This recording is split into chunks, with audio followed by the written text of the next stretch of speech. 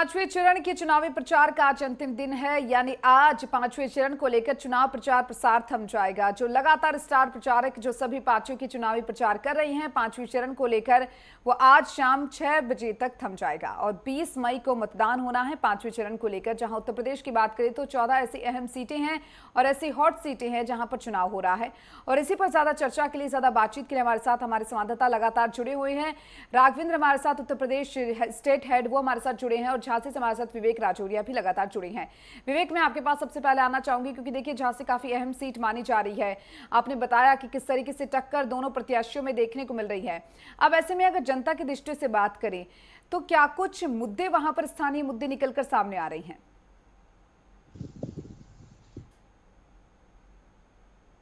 देखिए, अगर हम झांसी की बात करें, स्थानीय मुद्दों की बात करें तो बुंदेलखंड का सबसे अहम, सबसे बड़ा मुद्दा है पेयजल का। है वो हमेशा के लिए समाप्त हो जाएगा। लेकिन तमाम जो राजनीति पार्टी के जो तमाम नेता हैं वो लोगों से वादा कर देते हैं, लेकिन वो वादा आज तक पूरा नहीं होता नजर आया है। तो ऐसे में स्थिति ये बनती है कि अगर हम बात करें ग्राउंड जीरो पर रिपोर्टिंग करने की, तो हम जब ग्राउंड जीरो पर पहुंचते हैं तो स्थानीय लोगों से जब बात करते हैं तो उनका स्पष्ट और साफ तौर से ये कहना होता है कि इस बार ऐसी हमारी पानी की समस्या जो है वो खत्म नहीं हुई तो हम वोट नहीं करेंगे, मतदान का बहिष्कार करेंगे। तो ये भी स्थितियां झांसी में जो है वो देखने को मिल रही है। तमाम गाँव है, तमाम जो शहर है, तमाम जगह है, तमाम वार्ड है जहां पर लोग जो है मतदान बहिष्कार का भी ऐलान कर रहे हैं। तो ऐसे में बेहद चैलेंजेस जो है भारतीय जनता पार्टी को भी देखने को मिलेगा। और ना ही केवल भारतीय जनता पार्टी को बल्कि इंडिया गठबंधन से प्रत्याशी प्रदीप जैन जो कांग्रेस के प्रत्याशी हैं उनको भी ये चैलेंजेस जो है वो देखने को मिलेंगे।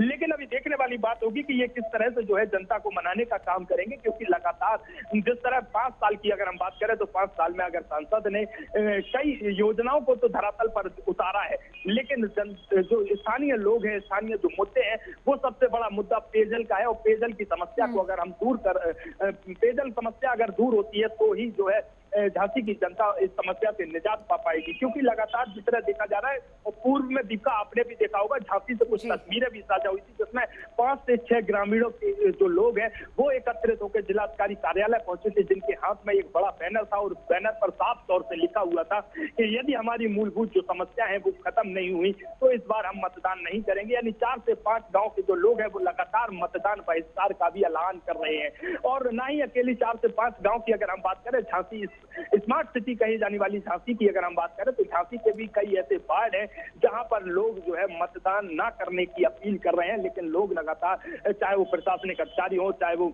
नेता हो, चाहे वो प्रत्याशी हो, वो लगातार जो जनता को है मनाने का भी काम कर रहे हैं। बिल्कुल सही कहा आपने, क्योंकि देखिए जो समस्याएं हैं, जो मुख्य मुद्दे हैं, क्योंकि आप ग्राउंड पर उतरते हैं और आपने लोगों से बातचीत भी की है, वहां पर पानी का मुद्दा आपने बताया कि पानी की जो समस्या है वो बड़ी समस्या है। हालांकि प्रत्याशी आते हैं, वो बातचीत भी करते हैं लोगों से, लेकिन ये समस्या जल्द से जल्द दूर होनी चाहिए। और उसी के आधार पर जनता वोट करती है कि जो उनकी समस्याएं हैं उनका जल्द से जल्द निवारण हो, क्योंकि एक वोट बहुत ज्यादा कीमती होता है। राघवेंद्र, आपके पास आना चाहूंगी, क्योंकि देखिए अगर 2014 के चुनाव की बात करें तो बीजेपी ने ये जो 14 सीटें हैं उनमें से 12 सीटों पर अपना कब्जा किया, अमेठी और रायबरेली को छोड़कर। फिर 2019 आया, 2019 में यह आंकड़ा थोड़ा बढ़ा और एक और सीट बढ़ी, जहां पर 13 सीटों पर कब्जा बीजेपी ने किया। इन 14 सीटों में से रायबरेली की सीट बीजेपी के खाते में नहीं आई। तो अब रायबरेली जीतना बीजेपी के लिए कितना महत्वपूर्ण हो जाता है?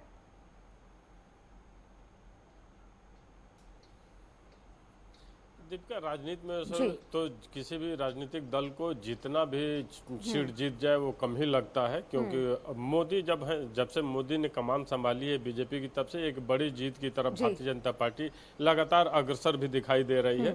और शायद इसलिए भारतीय जनता पार्टी द्वारा जो एक नारा दिया गया, अब की बार 400 पार, ये नारा भी दिखाता है कि भारतीय जनता पार्टी की महत्वाकांक्षा बहुत ज्यादा है, उसकी एनडीए गठबंधन की महत्वाकांक्षाएं बहुत ज्यादा हैं और वो एक बड़ी जीत दर्ज करना चाहते हैं। बात अगर हम अमेठी की करें और रायबरेली के करें तो अमेठी रायबरेली वो सीट है जहां पे कड़ी टक्कर मिल रही है। इसके अलावा हम बात करें अगर बाराबंकी की तो यहाँ भी लड़ाई है, बात हम करें फतेहपुर की तो यहाँ भी लड़ाई है, बात करें प्रयागराज की तो यहाँ भी लड़ाई है।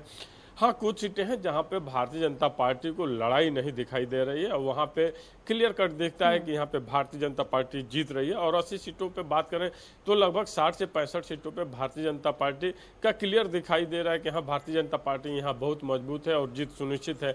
लगभग 15 सीटों पे लड़ाई है और 15 सीटों पे कौन जीतेगा कौन हारेगा ये तो समय बताएगा। लेकिन मुझे जहाँ तक लगता है कि रायबरेली राहुल गांधी अभी भी काफ़ी मजबूती से लड़ रहे हैं और वहाँ का जनता और जनता का जो प्रेम है, जो वहाँ का सेंटिमेंट है, जो भावनाएं हैं वो ज़्यादा हावी हैं। और सोनिया गांधी की विरासत के रूप में वहाँ की जनता राहुल गांधी को देखना भी चाहती है। बात हम अमेठी की कर लें तो अगर अमेठी से प्रियंका गांधी वाड्रा या राहुल गांधी चुनाव लड़े होते तो इसे इनकार नहीं किया जा सकता था कि स्मृति ईरानी के लिए बहुत कठिनाइयों का सामना करना पड़ा होता। लेकिन वहाँ से जब केएल शर्मा है तो उस तरह की लड़ाई नहीं दिख रही है जहां पे ये कहा जाए कि कांग्रेस वहां जीतने की तरफ अग्रसर है। हाँ, इतना जरूर है कि स्मृति ईरानी को टक्कर देते हुए केएल शर्मा दिखाई दे रहे हैं। लेकिन 80 सीटों पे जब हम नज़र डालते हैं तो भारतीय जनता पार्टी का पलड़ा काफ़ी भारी दिखाई देता है। और उसका एक बहुत बड़ा कारक सीएम योगी है, क्योंकि पिछले 7 सालों में जिस तरह से उन्होंने प्रदेश में शासन चलाया है, चाहे महिला सुरक्षा को लेकर करें या खाद्य पदार्थों की बिक्री को लेकर करें, जिस तरह से आम जनमानस को सरकारी योजनाओं का लाभ दिलाया, ओडीओपी के माध्यम से, एमएसएमई के माध्यम से रोजगार की संभावनाओं को जिस तरह से उकेरा, इसके अलावा निवेश का एक जो माहौल बनाया, प्रदेश को अपराधियों माफियाओं से जिस तरह से मुक्ति दिलाई, और एक तरह से कहा जा सकता है कि सुशासन के रूप में देश में अग्रणी राज्यों में शामिल करने का श्रेय जो जाता है सीएम योगी को जाता है। और शायद यही कारण है कि भारतीय जनता पार्टी को यहाँ एक बड़ी जीत मिलने भी जा रही है। क्योंकि अगर विपक्ष की हम बात कर लें तो विपक्ष मुख्यतः मुद्दे जो उठाता है वो संविधान बचाने की, लोकतंत्र बचाने की, इसके अलावा रोजगार की बात करता है। लेकिन अगर उसके पास ठोस मुद्दों की बात करें तो हालांकि विपक्ष महंगाई की बात करते हुए तो दिखाई देता है, लेकिन अगर हम बात कर लें कि कोई सरकार के खिलाफ, यूपी गवर्नमेंट या केंद्र सरकार के खिलाफ भ्रष्टाचार जैसा कोई ठोस मुद्दा नहीं मिलता है जिस पे जनता की नाराजगी देखने को मिले। आम जनता सरकारी योजनाओं का लाभ पा करके वो एकदम आसान्वित और बहुत शांत दिखाई दे रही है। शायद इसीलिए इस बार का चुनाव भी बहुत शांति से हो रहा है, उस तरह के शोरगुल नहीं है या मतदाताओं में उस तरह की नाराजगी नहीं दिख रही है। और वोट प्रतिशत गर्मी के कारण या एक उदासीनता भी कह सकते हैं, बहुत ही नॉर्मल चल रहा है। जिस तरह की वोटिंग होनी चाहिए उस तरह से नहीं हो रहा। लेकिन भारतीय जनता पार्टी का यहाँ पलड़ा भारी दिखाई दे रहा है। इतना जरूर है कि अमेठी रायबरेली में कांग्रेस काफी मजबूती से चुनाव लड़ती हुई दिखाई दे रही है। बिल्कुल सही कहा राघवेंद्र, क्योंकि देखिए अमेठी और रायबरेली दोनों ही सीटें काफी अहम सीटें हो जाती, हॉट सीटें मानी जा रही हैं 5वें चरण को देखते हुए, और साथ ही साथ जो लोकसभा चुनाव 2024 है उसको देखते हुए भी। आपके पास आना चाहूंगी विवेक, क्योंकि देखिए झांसी सीट की बात करें तो भाजपा का कब्जा इस सीट पर रहा है। पिछली बार जो चुनाव हुए थे 2019 में, उस वक्त सपा और बसपा का गठबंधन था और अब सपा और कांग्रेस गठबंधन का प्रत्याशी उतारा गया है। उस वक्त जब अनुराग शर्मा जीते और अब एक बार फिर से अनुराग शर्मा को चुनावी मैदान में उतारा है, इसको किस तरीके से देखा जा सकता है? क्योंकि सपा के साथ अब कांग्रेस है, पहले सपा के साथ बसपा ने चुनाव लड़ा था, तो क्या कुछ बदलाव देखने को मिल सकता है?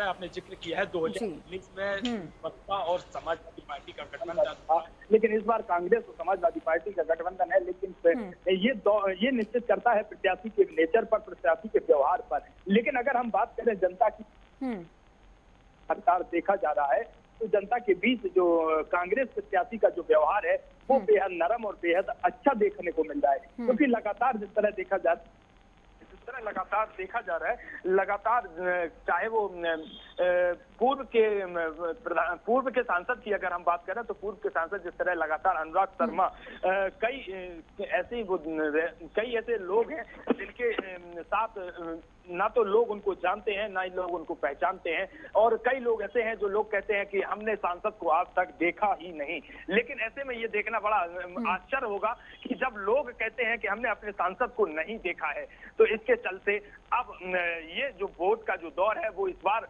जो झांसी की जनता जो वोट करेगी, ये पर्सनल व्यवहार पर भी वोट डाइवर्ट होगा, ये देखना भी बेहद आश्चर्य होगा। जी जी, बिल्कुल सही कहा आपने, क्योंकि देखिए मुद्दे तो आपने बताए, मुद्दे हमने डिस्कस किए कि किस तरीके के मुद्दे झांसे में देखने को मिल रहे हैं और प्रत्याशियों के बीच में भी सीधी टक्कर है, जहां एक और बीजेपी ने अपना दबदबा कायम किया हुआ है, तो वहीं कांग्रेस और सपा का जो गठबंधन है वो भी लगातार जो प्रत्याशी है वो भी लोगों के बीच में पहुंच रहे हैं, वो भी लोगों से बातचीत करते हुए नजर आ रही हैं राघवेंद्र। क्योंकि देखिए लगातार उत्तर प्रदेश जो है वो काफी अहम राज्य माना जा रहा है चुनाव को देखते हुए, और अभी नहीं, ये हमेशा से एक अहम राज्य रहा है। अब ऐसे में एक तरफ है योगी और मोदी का जो मैजिक है वो काम कर रहा है और एक तरफ सपा और कांग्रेस का गठबंधन है। ये चुनाव में किस तरीके से देखा जा रहा है, क्योंकि कई तरह की रैलियां यहां पर की गई हैं, जनसभाएं की गई है, चाहे वो मुख्यमंत्री योगी आदित्यनाथ की बात करें या फिर प्रधानमंत्री नरेंद्र मोदी भी लगातार उत्तर प्रदेश आते रहे हैं। और अब सपा और कांग्रेस का गठबंधन जो है उसको देखते हुए अखिलेश और राहुल भी एक ही मंच पर नजर आ रहे हैं, कई जनसभाएं उन्होंने भी की है।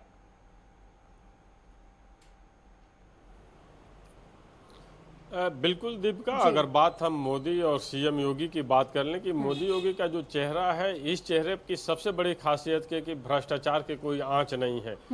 इनके सुशासन को लेकर ही जनता याद करती है या इनकी अच्छी नीतियों को लेकर जनता याद करती है। हम पीएम मोदी की बात कर लें तो चाहे 370 हटाने की बात हो या पाकिस्तान पे एयर स्ट्राइक करने की बात हो, सर्जिकल स्ट्राइक करने की बात हो, या बांग्लादेश की जो सीमाएं हैं वहां पे आंतरिक सुरक्षा को लेकर, बाह्य सुरक्षा को लेकर जिस तरह का काम किया गया है, सीए, एनआरसी, जिस तरह से समान नागरिक संहिता की बात भारतीय जनता पार्टी द्वारा की जा रही है, और मोदी के नेतृत्व में जिस तरह से अयोध्या में 500 साल के लंबे इंतजार के बाद राम मंदिर का निर्माण हुआ हो, तो इस तरह की जो योजनाएं चलाएंगे। इसके अलावा मोदी ने जो मुफ्त राशन देने की योजना पूरे देश में चलाई, इसके अलावा कई तरह की योजनाएं गरीबों के लिए, चाहे हम हेल्थ की बात कर लें या फिर उनकी जो अन्य मूलभूत जरूरतें थी, शौचालय की थी, आवास की थी, उज्ज्वला गैस के माध्यम से जिस तरह से लकड़ी से खाना बनाने से निजात दिलाने की एक परंपरा शुरू। और मोदी वो चेहरा है कि जनता से सीधे अपने आप को कनेक्ट करते हैं। अगर वो एक आह्वान करते हैं कि आप अपनी सब्सिडी छोड़िए, तो करोड़ों भारतीय सब्सिडी अपनी छोड़ देते हैं। मोदी की विश्वसनीयता शायद उनके काम है, चाहे वो गुजरात के सीएम थे तब और चाहे देश के पीएम है तब। और मैं बताऊं कि जब प्रधानमंत्री मोदी लोकसभा चुनाव में आते हैं तो सांसद चुनाव कम लड़ते हैं, बल्कि मोदी चुनाव लड़ते हुए दिखाई देते हैं। उनकी रैलियां, उनके रोड शो और जिस तरह से टिकटों का वितरण होता है, आम जनता को ये नहीं पता होता है कि उनका सांसद पद का प्रत्याशी कौन है, लेकिन उसको ये पता होता है कि अगर हम कमल पे बटन दबाएंगे तो मोदी को वोट जाएगा और मोदी पीएम बनेंगे। और शायद मोदी की यही ताकत है कि तमाम ऐसे जिले हैं, लोकसभा क्षेत्र हैं, जहां पे जनता को ये नहीं पता है कि हमारा लोकसभा का प्रत्याशी कौन है चुनाव का, लेकिन उसे ये पता है कि मुझे पीएम किसे चुनना है। बात हम अगर गठबंधन की कर लें तो सपा और कांग्रेस का गठबंधन है। हालांकि उत्तर प्रदेश की राजनीति में कई ऐसे गठबंधन समाजवादी पार्टी द्वारा किए गए, सपा से जिस तरह एक बार बसपा से किया गया और सपा का पिछले समय में कांग्रेस से किया गया था, सपा का सुभाषपा से किया गया था और सपा का आरएलडी से किया गया था, लेकिन वो सफल नहीं हो पाए थे। लेकिन फिर इस बार एक प्रयोग किया गया है। अगर बहुत ज्यादा ये सफल नहीं भी होते हैं तो इतना जरूर ये गठबंधन दिखाई दे रहा है कि अपनी जो परंपरागत सीटें हैं, हम मैनपुरी की बात कर लें, फिरोजाबाद की बात कर लें, कन्नौज की बात कर लें या फिर रायबरेली की बात कर लें, अमेठी की बात कर लें, आजमगढ़ की बात कर लें, गाजीपुर की बात कर लें, घोसी की बात कर लें, मऊ की बात कर लें, ये कुछ अहम जो सीटें हैं वहां पे ये गठबंधन मजबूती से लड़ता हुआ दिखाई दे रहा है। और उसका एक कारण और भी है, चूंकि इस इंडिया गठबंधन में बहुजन समाजवादी पार्टी नहीं है, मायावती इस गठबंधन से दूरी बनाई हुई है और मायावती का अकेले चुनाव लड़ना, अगर मायावती इस गठबंधन में होती तो ये गठबंधन और मजबूती से चुनाव लड़ सकता था, लेकिन मायावती का अलग रहना ही कई सीटों पे इस गठबंधन को पीछे कर दे रहा है। और अब पूरे चुनावी समीकरण को देखें कि इन 80 सीटों पे क्या है समीकरण, तो 80 सीटों पे देखा जाए तो भारतीय जनता पार्टी द्वारा जिस तरह का काम किया गया और सीएम योगी द्वारा काम किया गया, वो जाते मजबूती से धरातल पे दिखाई दे रहा है। बिल्कुल बिल्कुल सही कहा आपने, क्योंकि देखिए जो गठबंधन है वो भी अपनी ओर से पूरी तरह से चुनावी प्रचार प्रसार में जुटा है, जनसभाएं की जा रही है, चाहे अखिलेश यादव की बात हो, राहुल गांधी की बात हो, और योगी और मोदी भी लगातार चुनावी जनसभाएं संबोधित करते हुए नजर आ रही है। आप दोनों का बहुत बहुत शुक्रिया हमसे जुड़ने के लिए और तमाम जानकारी आपने विस्तार से साझा की।